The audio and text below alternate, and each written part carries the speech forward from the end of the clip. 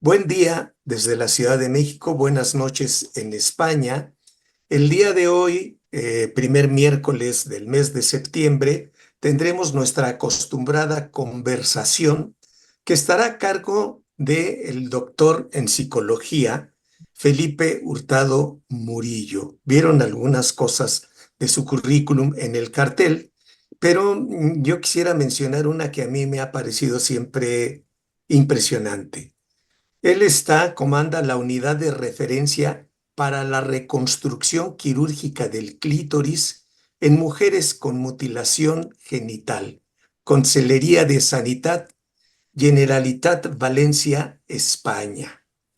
Es tutor de formación de residentes de la especialidad de psicología clínica del Hospital Doctor Peset de Valencia, profesor de formación de especialistas de enfermería obstétrico-ginecológica Oh, de sí, la salí. unidad docente de matronas de la Comunidad Valenciana, presidente de la Federación Latinoamericana de Sociedades de Sexología y Educación Sexual. Es miembro del Comité Ejecutivo de la Asociación Mundial para la Salud Sexual, presidente de la Academia Española de Sexología y Medicina Sexual y director de la revista científica de Sexología. Pero antes que nada, o más que nada, diría yo, a mí me parece sobre todo un ser humano sensacional que trabaja con unos tópicos, con unos temas que no cualquiera persona le entra y su humanismo ha quedado palpable en todas sus intervenciones, tanto académicas como de amistad. Sin más preámbulo, Felipe, te pido que inicies y agradezco profundamente la gentileza de que estés el día de hoy aquí con el Colegio Mexicano de Posgraduados en Sexología, Asociación Civil. El micrófono es tuyo, me callo y te escuchamos. Tu micrófono, por favor, tienes que abrirlo. Ahora sí, ¿no? Sí. Muchas gracias, doctor Francisco Delfín, y por supuesto a todo el Consejo Directivo del Colegio Mexicano de Posgraduados en Sexología por invitarme a participar en estas conversaciones con profesionales de sexología que soléis hacer. Y por supuesto a todas las personas que, bueno, pues habéis decidido acompañarnos en este rato. Y bueno, pues yo después de la presentación que ha hecho nuestro compañero y amigo Francisco Delfín, pues voy a intentar transmitir desde uno de los campos que vengo trabajando más de 25 años, que es con todas las personas que hacen transiciones de género por motivos de diversidad identitaria y que manifiestan sufrimiento por este hecho, pues describir un poco qué estamos haciendo y también un poco los nuevos perfiles, cómo han ido cambiando y incluso las nuevas formas digamos, de protocolos de actuar en las demandas y no solo quiero hacer un enfoque desde la casuística nuestra, la cohorte de personas que atendemos, sino también desde un enfoque internacional para que veamos que, bueno, pues que muchas cosas son similares, parecidas y otras diferentes. Y sin más voy a compartir la pantalla.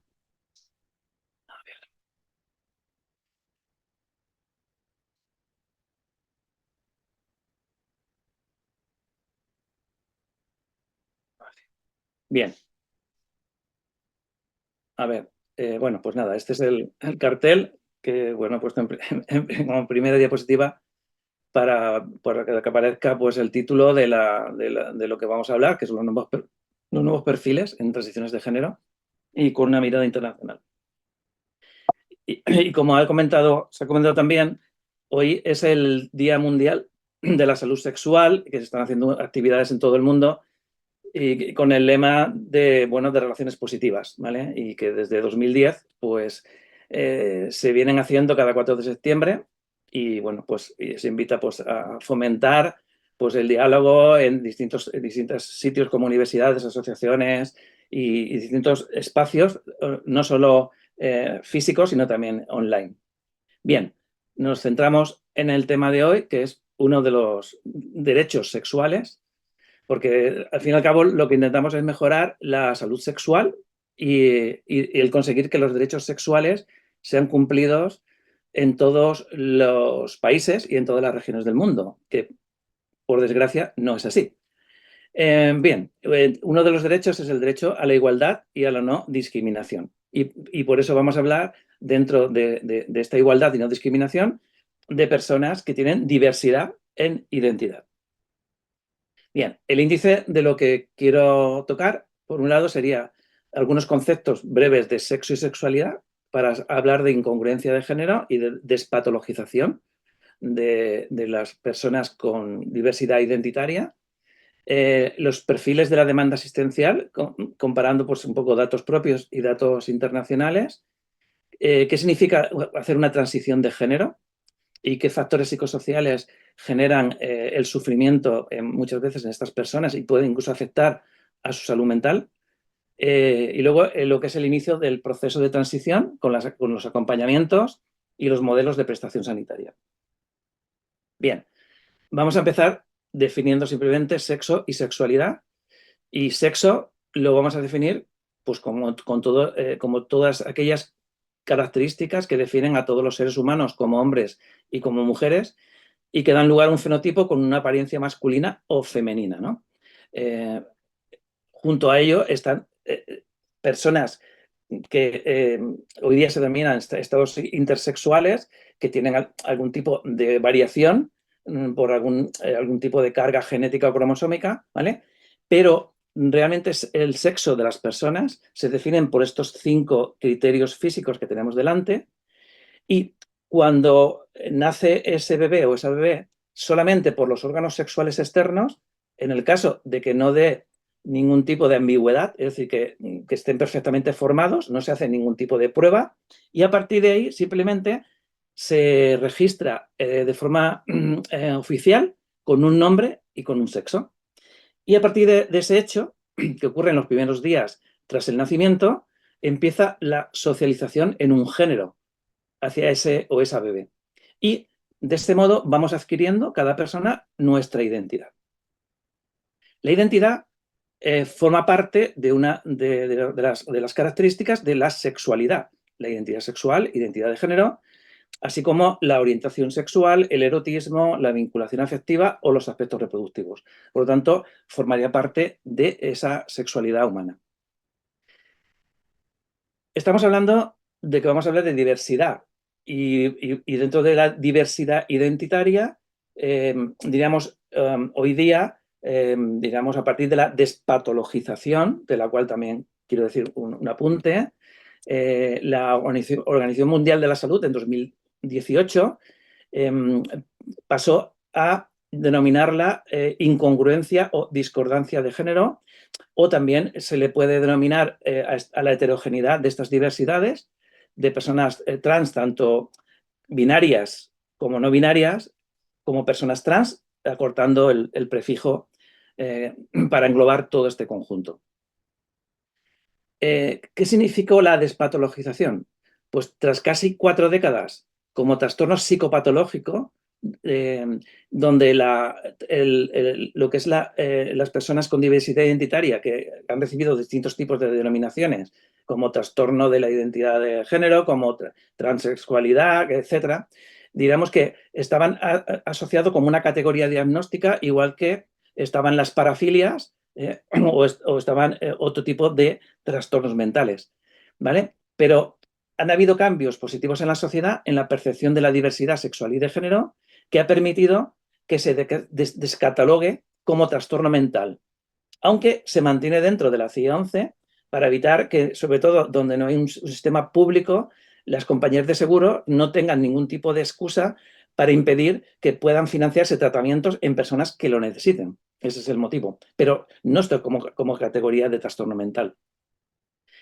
Por otro lado, también lo ha permitido esa despatologización, el que haya, digamos, o ha permitido dar una mayor visibilización y una apertura social hacia las personas con género diverso.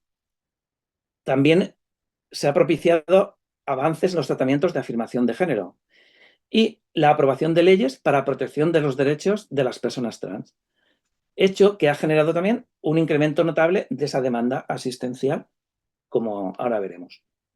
Por lo tanto, la CIE 11, aparte de que excluye como una categoría diagnóstica de trastorno mental, lo importante es, y la incluye en un apartado que se llama condiciones relativas a la salud sexual. Lo importante es que no se considera como enfermedad mental y se aleja de las desviaciones sexuales o parafilias, como he dicho antes. Pero también hay que decir que no todas las personas trans demandan asistencia médica, porque tampoco todas las personas trans necesitan modificar sus cuerpos y no tienen por qué tener disforia intensa o tan intensa como aquellas que sí que lo necesitan. Es decir, que no siempre la persona con incongruencia de género tiene que tener disforia. Eso también hay que tenerlo un poco en cuenta. Y la diversidad o expresión de género es diversa y tampoco es susceptible de estar catalogándose, porque cada vez salen, diremos, más denominaciones de más personas que se identifican de formas diferentes. En el caso de los acompañamientos que hay que hacer en esas transiciones, si se demanda, debería hacerse en igualdad de condiciones y derecho que el resto de personas usuarias o que necesitan una demanda sanitaria. Y así como en el caso nuestro, que es un sistema público sanitario, lo hacemos. Bien, el término trans, como decía, engloba la heterogeneidad de experiencias de personas que se identifican o expresan con una identidad de género diferente del sexo que les fue asignado al nacer. Y incluye, que ya lo he comentado antes, personas transbinarias, que son aquellas que se sienten o bien, digamos, con los conceptos de masculinidad o bien de feminidad, que en cada cultura, digamos, tenemos, digamos, de forma, digamos, clara o sostenemos. Y luego están las personas no binarias, que son aquellas que tienen distinto rango de identificación digamos, en tanto bien en masculinidad o bien en feminidad. No, pueden llevar o no tratamientos de afirmación de género, es decir, que no necesariamente tienen que llevar tratamientos.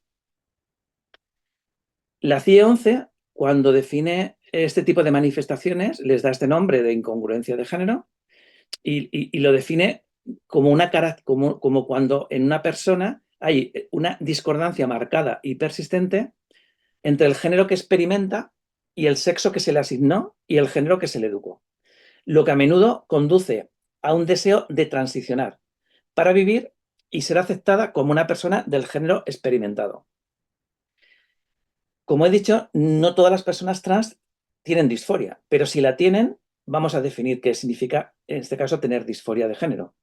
Es cuando hay un malestar o sufrimiento por no aceptación de las características sexuales primarias y o secundarias correspondientes al sexo cromosómico y al fenotipo que tiene la persona.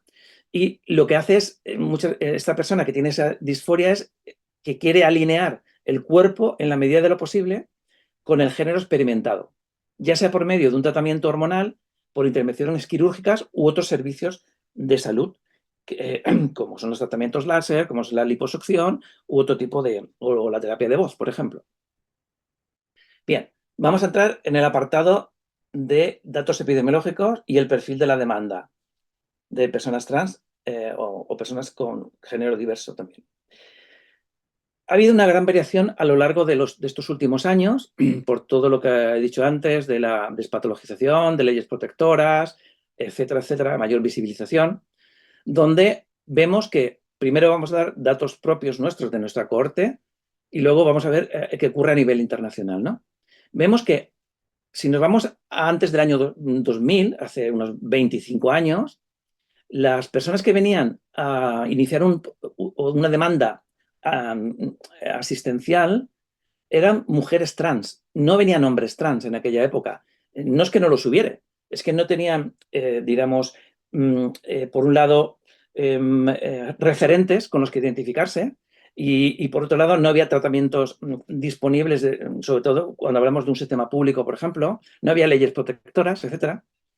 Y era una persona adulta, mayor, generalmente de 45 años, con baja cualificación laboral y procedía de entornos marginales porque se había tenido que ir a vivir fuera de su lugar de origen por el rechazo familiar, el rechazo social y el maltrato que muchas veces sufría debido a ser diferente.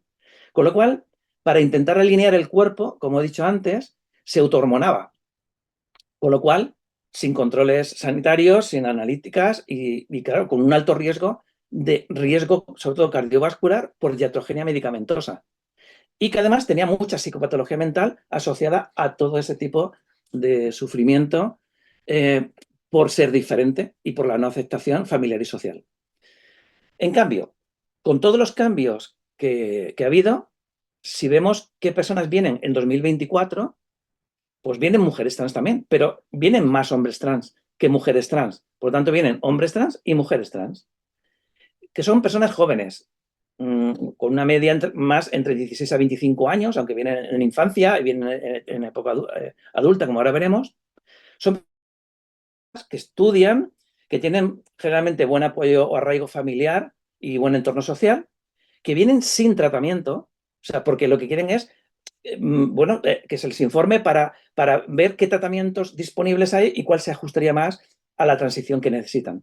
Por lo tanto, eso elimina el riesgo cardiovascular que antes había y viene sin gran comorbilidad mental asociada a este hecho. Lo que no quiere decir que sigan viniendo con sufrimiento, porque no todas las familias ni en todos los entornos o regiones del mundo se apoya a este tipo de procesos.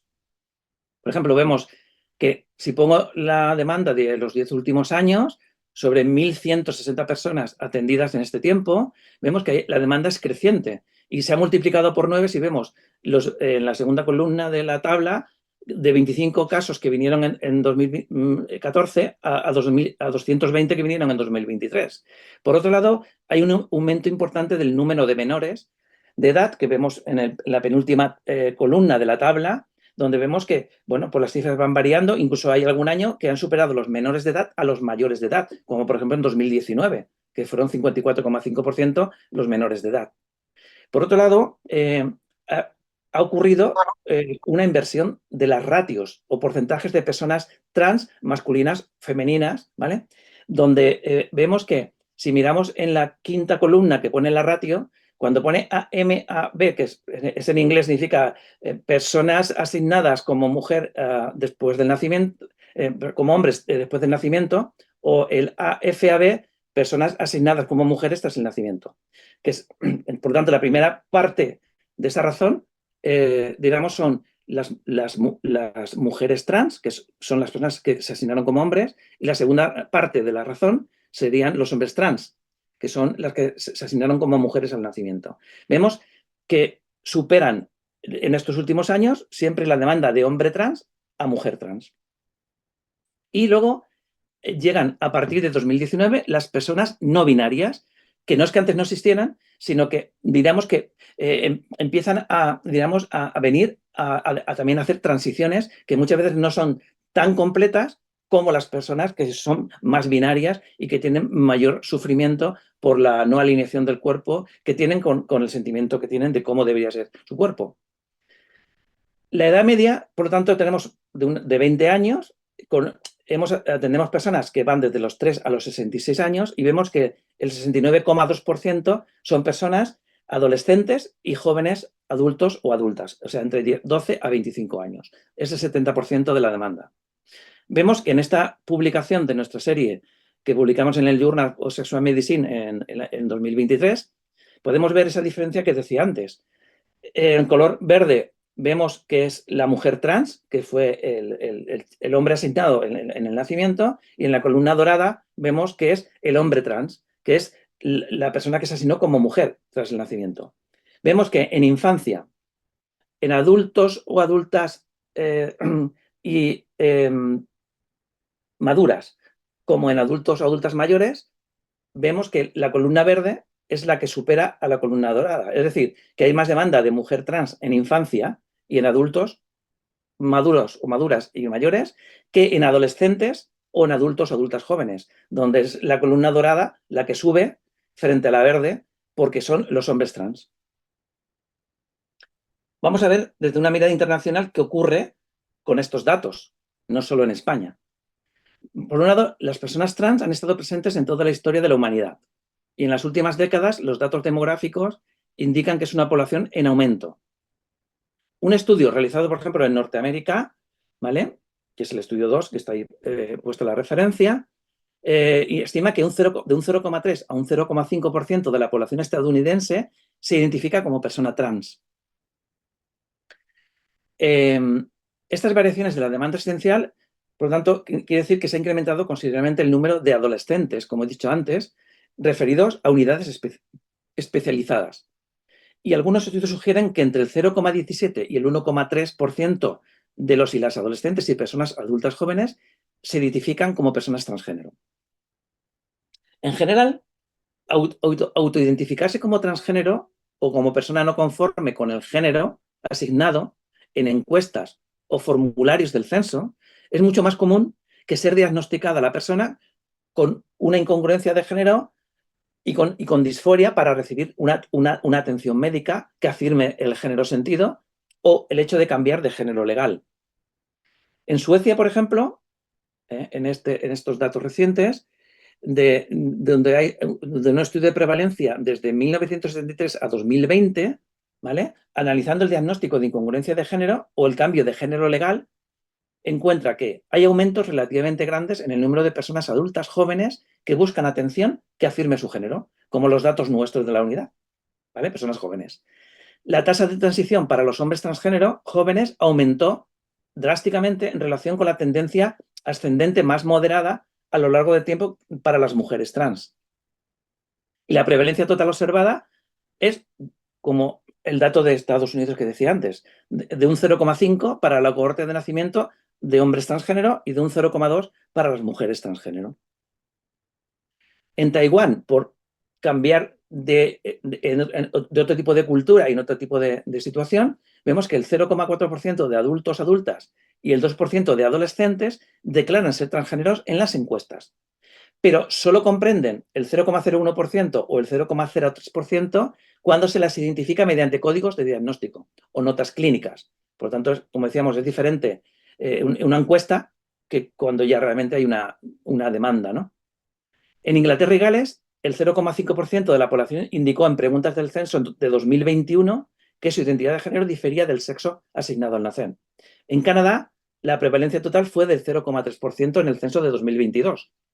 Y en Holanda, los datos administrativos encuentran que el 0,01% de la población holandesa había cambiado su género legal desde 1960. En Estados Unidos, tendencias de corte indican que las prevalencias de personas transgénero es mayor entre adolescentes y adultos adultas jóvenes, como venimos diciendo. La prevalencia oscila entre el 0,3% en personas mayores de 65 años y el 1,4% entre edades de 13 a 17. Y en Canadá, los datos del censo 2022 revelan datos similares por patrones de edad. Es decir, que entre las personas de 15 a 34 años, el 0,2% se identifica como hombre trans, el 0,15% como mujer trans y el 0,34% como persona no binaria. Mientras que las cifras correspondientes entre personas mayores de 35 años vemos que son menores, ¿vale? 0,05, 0,08 y 0,05.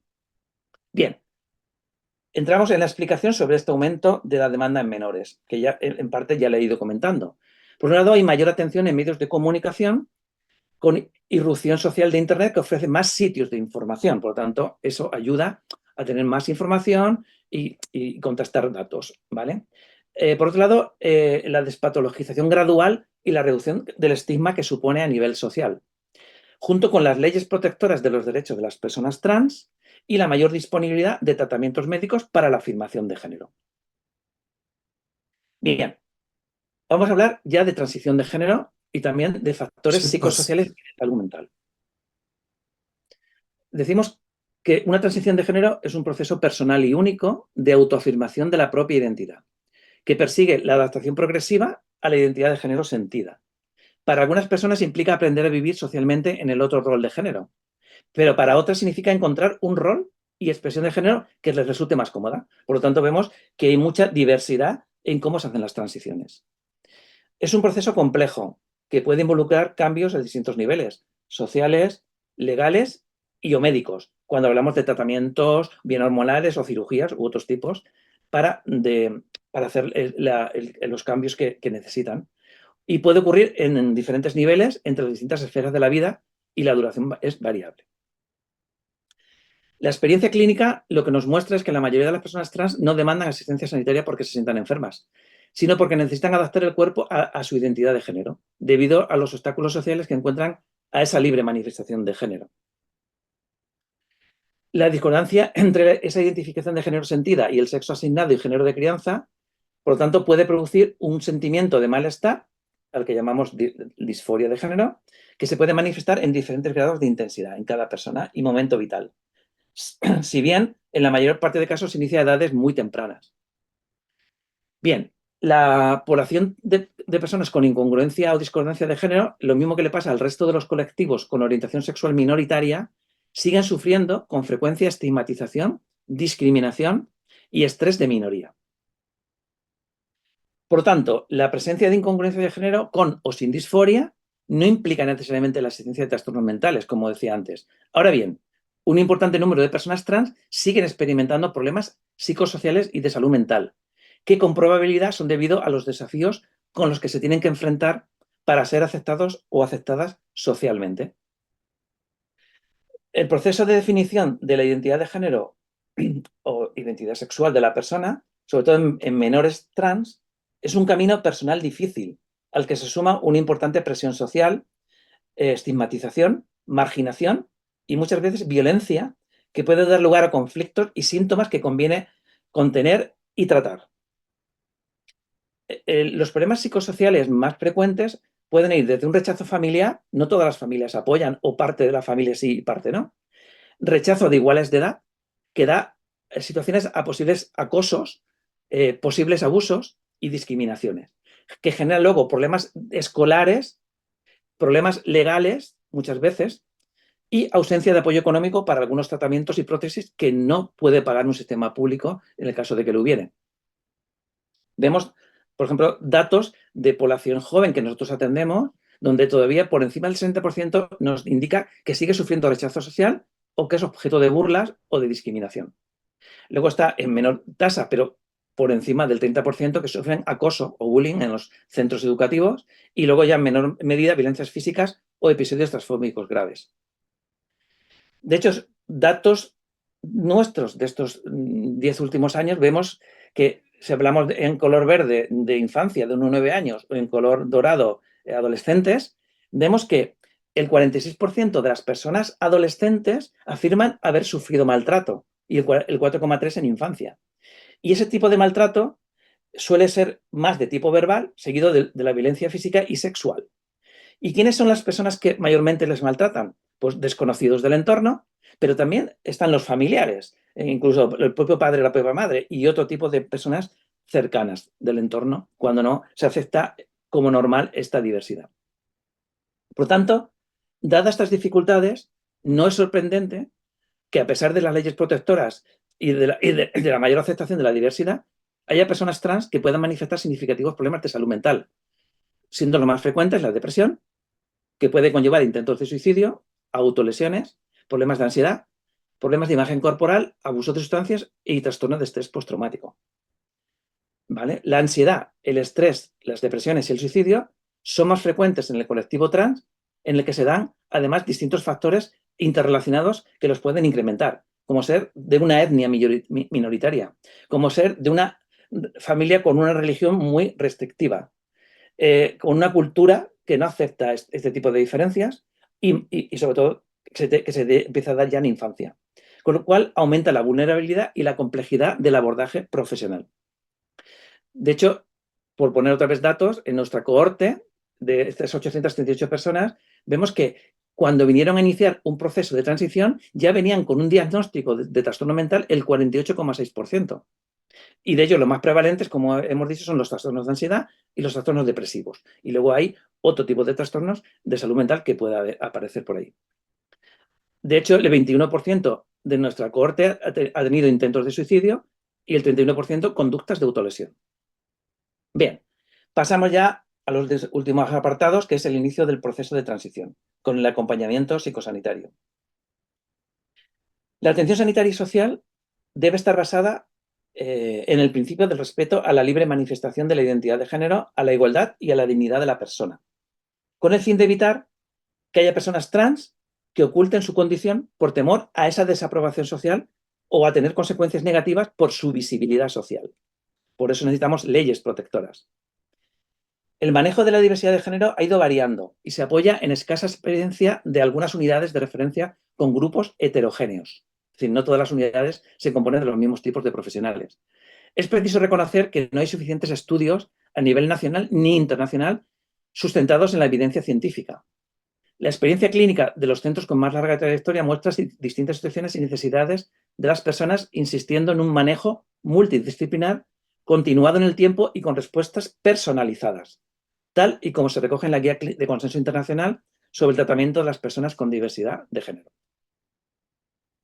El acompañamiento psicológico, que es importante que esté presente, debería estar dirigido a abordar experiencias de sufrimiento, de discriminación o acoso escolar y social, así como a facilitar el bienestar y la estabilidad psicológica. Debemos entender que el malestar que manifiestan estas personas no es intrínseco a la diversidad de género o a ser diferentes, sino a menudo es fruto de reacciones discriminatorias del entorno, como hemos visto.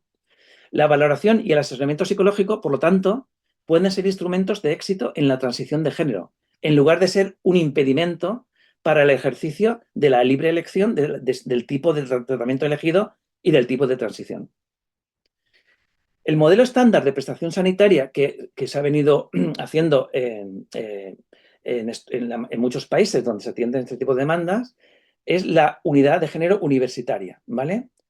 Donde tanto en países europeos como no europeos, donde se tiene este tipo de demanda. Sin embargo, tanto en Europa como en Estados Unidos existen otros tipos de prestación de atención médica, es decir, hay estructuras tanto descentralizadas como centralizadas. Y hay partes del mundo donde las estructuras de atención médica ni siquiera están suficientemente desarrolladas para garantizar el acceso a la atención médica de las personas trans que lo necesiten. En este mapa del mundo, simplemente vemos que si vemos la zona rayada, tanto mucha parte europea, Australia, Estados Unidos, Canadá, Centroamérica, gran parte de Sudamérica, existen tanto estructuras centralizadas y estructuras descentralizadas.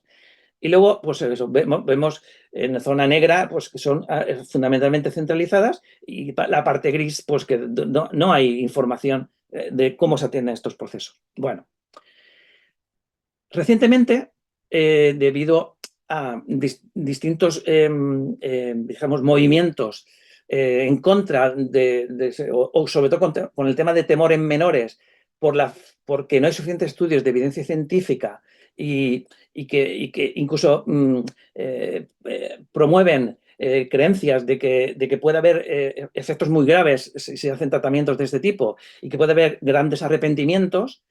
Pues en Estados Unidos, no en todos los Estados Unidos, pero en parte sí, y en algunos países europeos como Reino Unido, Finlandia, Suecia y Noruega, han decidido modificar algunas directrices del modelo de actuación en menores.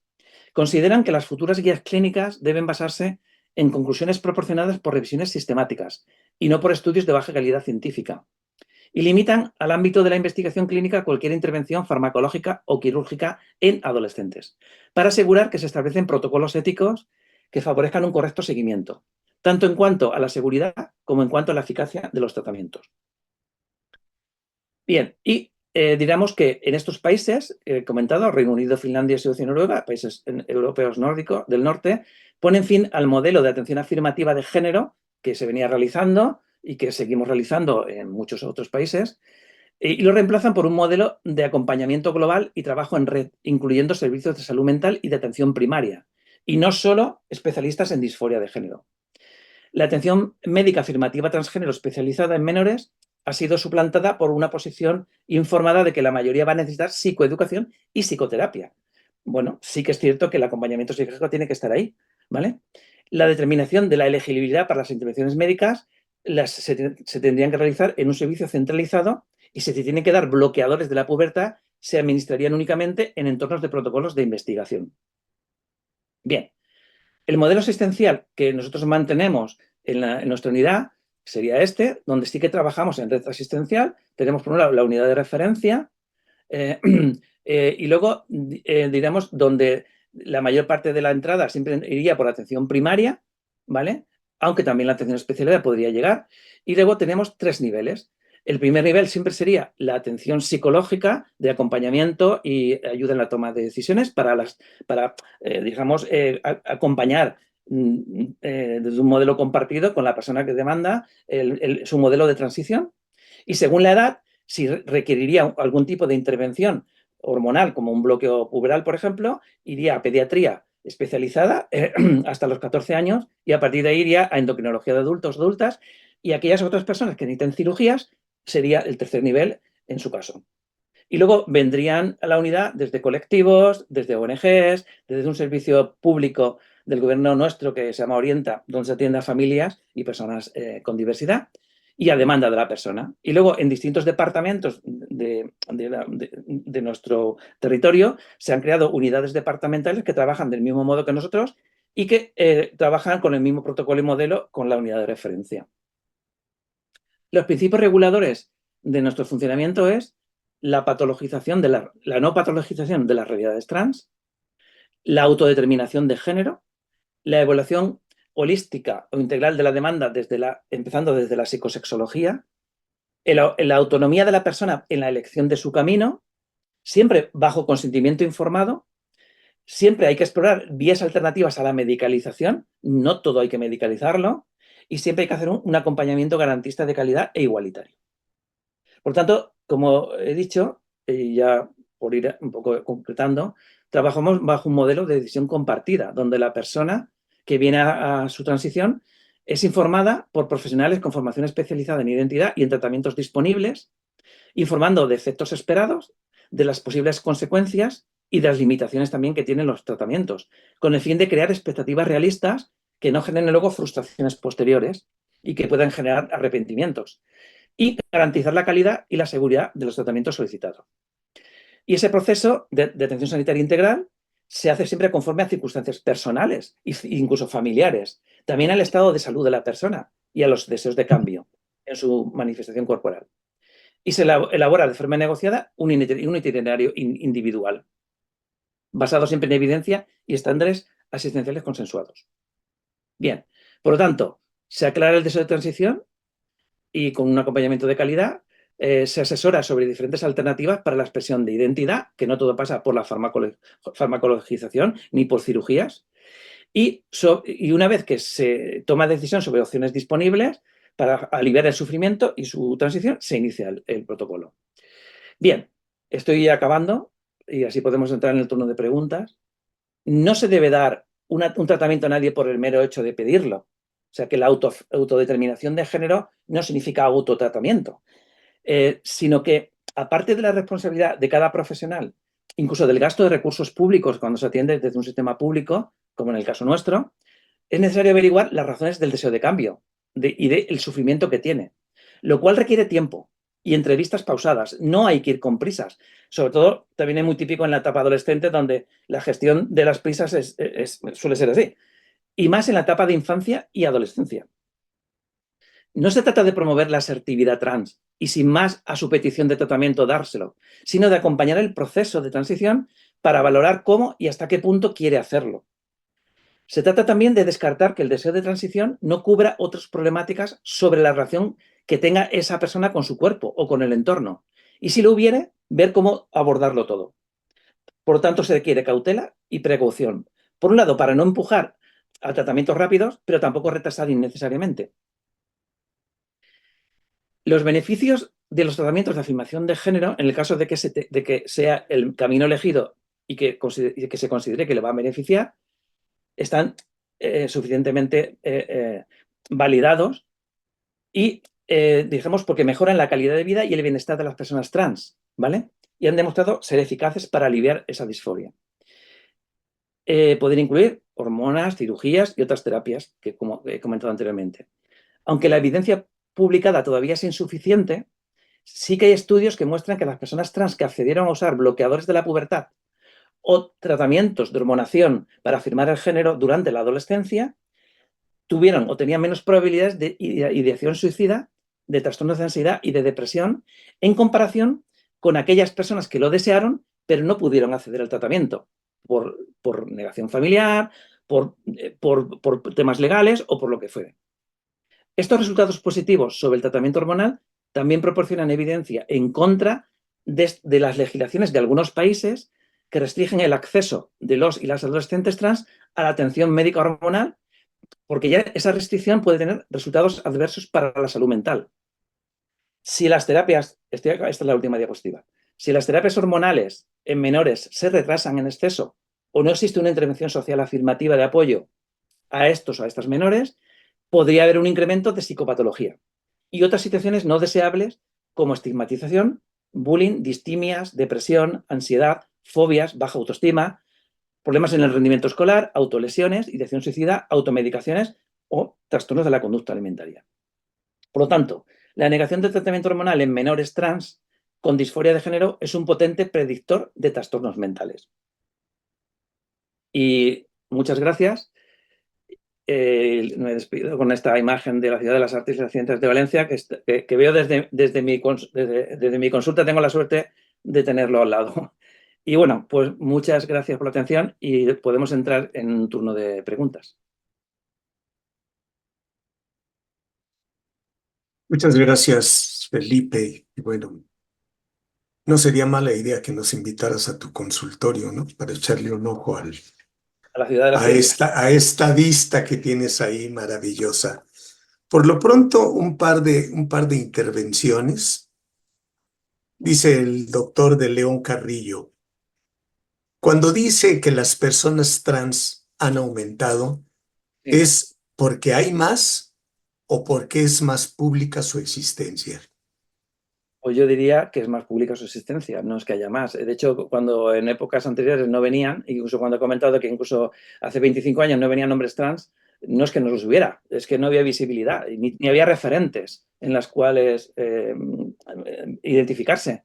Y incluso cuando a veces vienen personas transmasculinas en estos últimos años, incluso ya personas maduras, me dicen, es que yo pensaba que era único, no sabía que había personas como yo. Por lo tanto, sí que existían, pero no había esta posibilidad de visibilización y esto hace que demanden, sobre todo porque consideran que tienen un derecho y más si, por ejemplo, hay un sistema, una ley que le protege, incluso le puede financiar los tratamientos, pues no tienen tampoco coste económico. Entonces, pues lo solicitan. Dice Omar Matsui, Felipe, muy interesante tu presentación y sugiero que esta información la pudieras plasmar en el curso de salud sexual para personal de salud de atención primaria que está promoviendo la OPS. Sí, sí. Sí, sí, el curso sí que estoy también, participo en este curso, sí. Claro, claro. Por supuesto. Toda la información disponible y todo eso, pues lo que hay que hacer es compartirlo para mejorar la formación de los y las profesionales. Y más que atención primaria, justamente como he comentado, es muchas veces la puerta de entrada, donde se consulta muchas veces por primera vez este tipo de demanda para poder asesorar bien y saber cómo enfocar bien el proceso de la persona y ayudar a las familias. Bueno, yo aquí agrego alguna. ¿Crees que existe gente interesada solo en lucrar y que por lo tanto no hagan un tratamiento clínico óptimo y puedan producir daños irreversibles a este tipo de personas? ¿Qué tanto lo hay en España? Acá en México, quién sabe. Y en el mundo, ¿qué tanto habrá de esto? Si es que existe eso. Sí que existe. De hecho, nosotros hemos tenido personas que han sido no bien, mal atendidas y no se han hecho los procesos adecuados y se ha generado luego problemas importantes en su salud.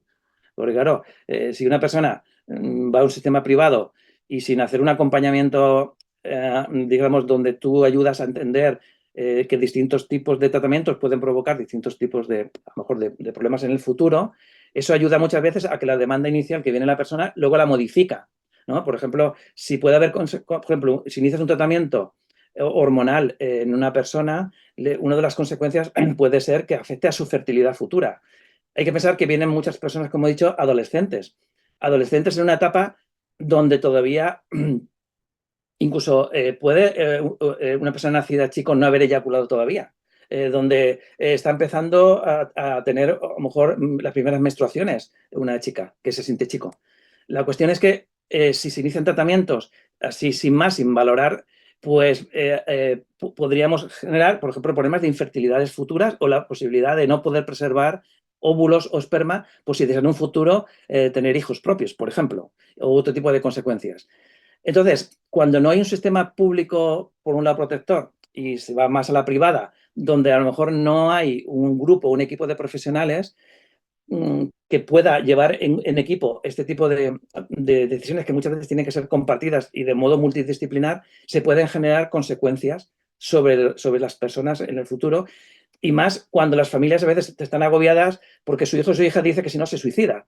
Y muchas veces los padres o madres, a ver, para evitar otros problemas mayores que consideran, a veces incluso presionan para hacer tratamientos rápidos.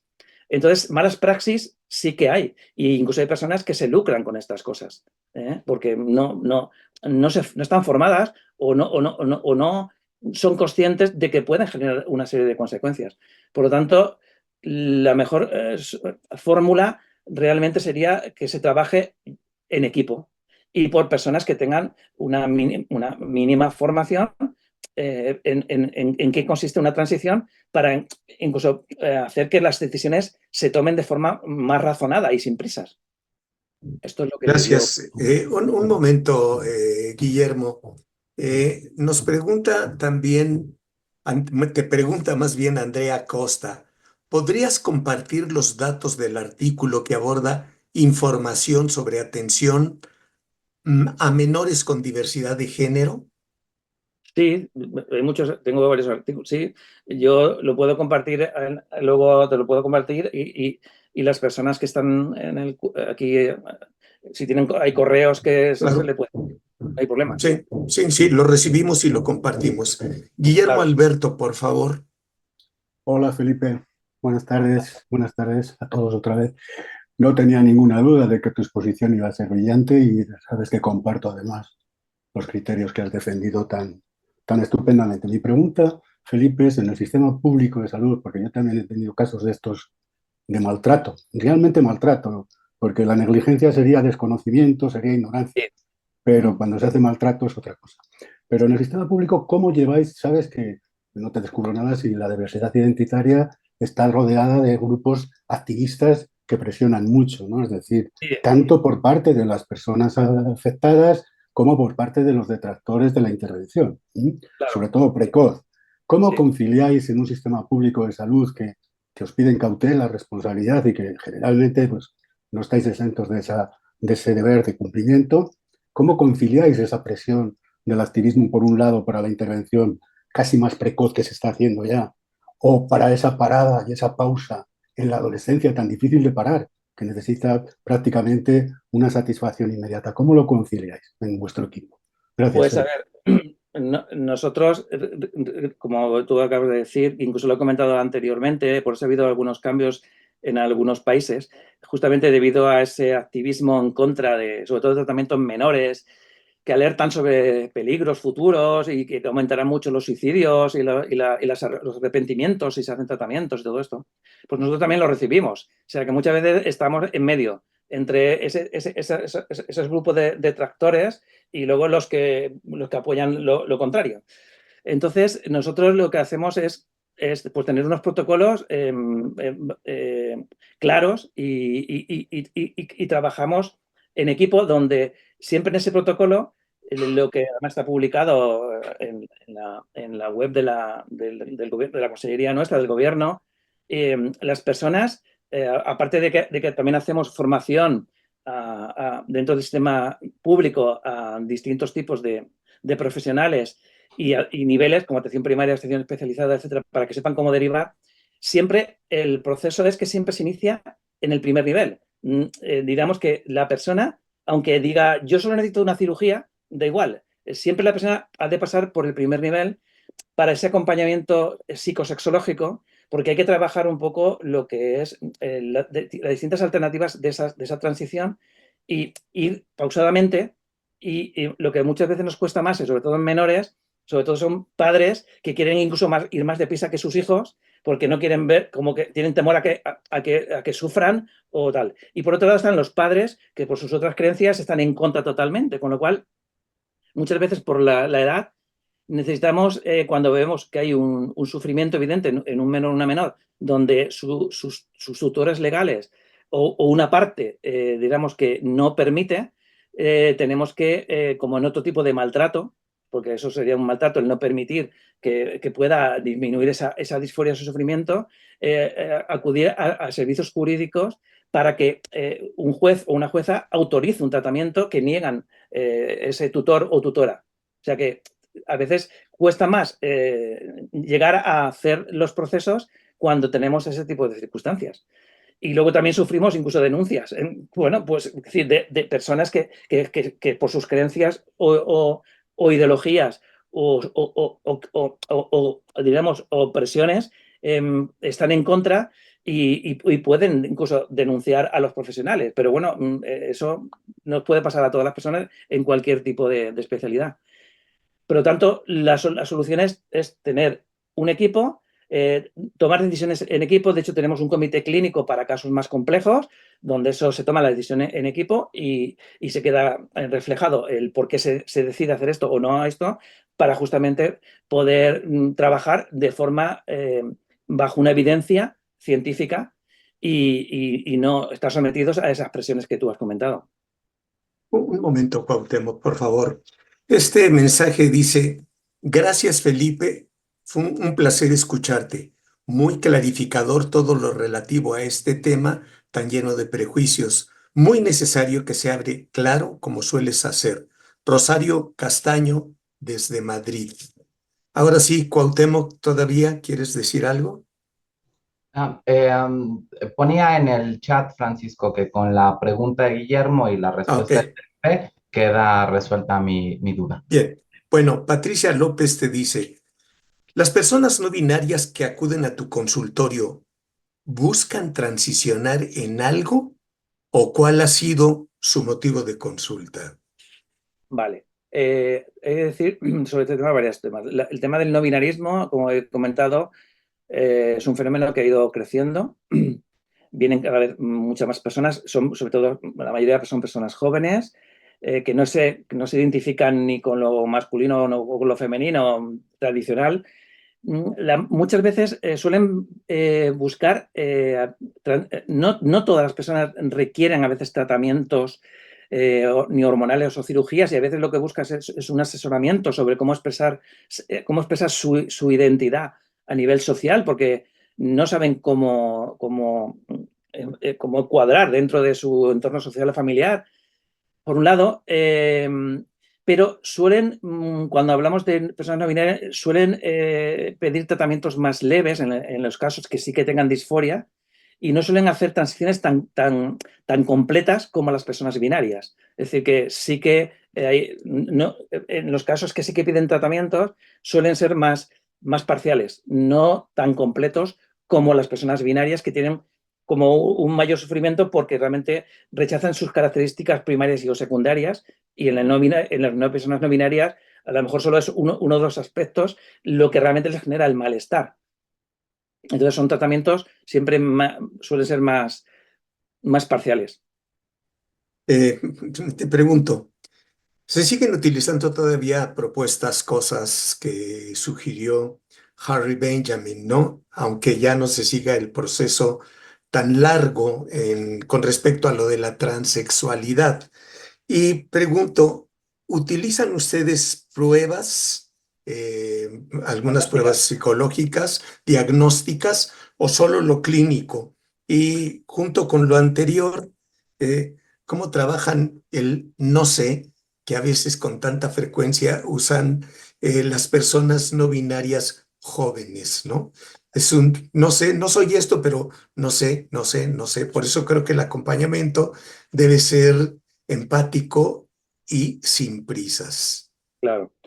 A ver, no pasamos ninguna prueba ni psicológica ni ningún tipo de prueba diagnóstica para hacer ningún tipo de cribaje de si es una persona trans, binaria o no binaria. O sea, no hay, primero porque no existen y no se pasan.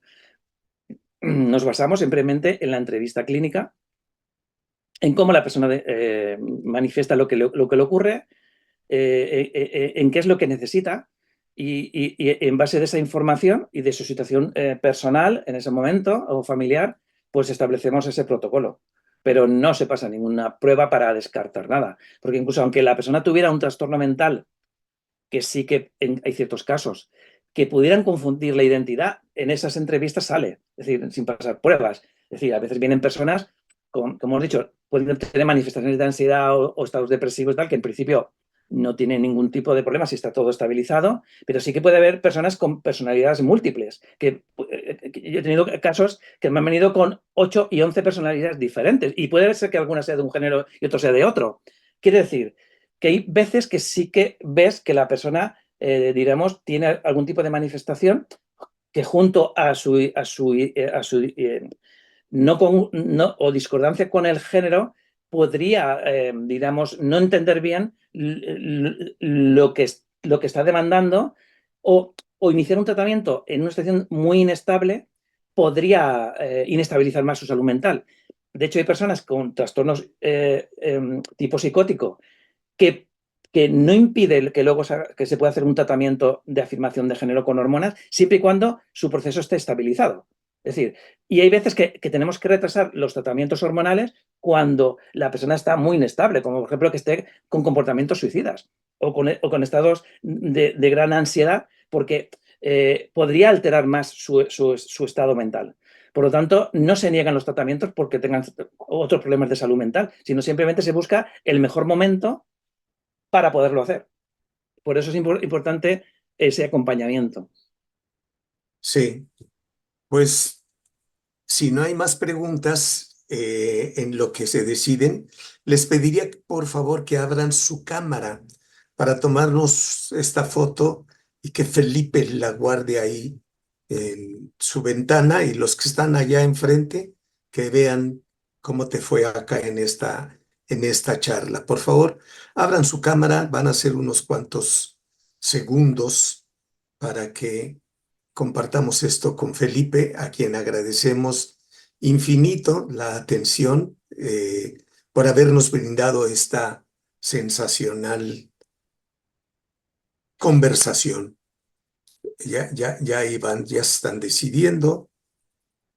Pues yo simplemente aprovecho para agradecer, como he dicho antes, el que hayas compartido conmigo y con nosotros y nosotras este momento, pues un rato así de reflexión, que siempre es bueno, y bueno, y estar aquí debatiendo sobre un tema tan, creo que es interesante, y un derecho. Por supuesto. Entonces, escondan rápido la lencería, voy a tomar la foto. 1, 2, 3. Otra porque son dos pantallas. 1, 2, 3, naturales. Bueno, pues Felipe, gracias por esta espléndida plática que a mí me parece que nos deja, como decimos acá en México, picados para seguir buscando información, como la que te pidió la compañera y que dijiste Vale. que nos vas a hacer llegar parte de Sí, tus sí. escritos, La ¿sí? bibliografía, sí, que me habéis pedido, sí. Vale, muy bien. Y también gracias a todas las personas que asistieron para conmemorar de alguna manera este Día Mundial de la Salud Sexual y sigamos trabajando en pro de todos los seres humanos sin distingos de clases socioeconómicas, políticas, religiosas o lo que sea, porque simple y sencillamente somos seres humanos. Muchas gracias y hasta el próximo miércoles. Que estén muy bien.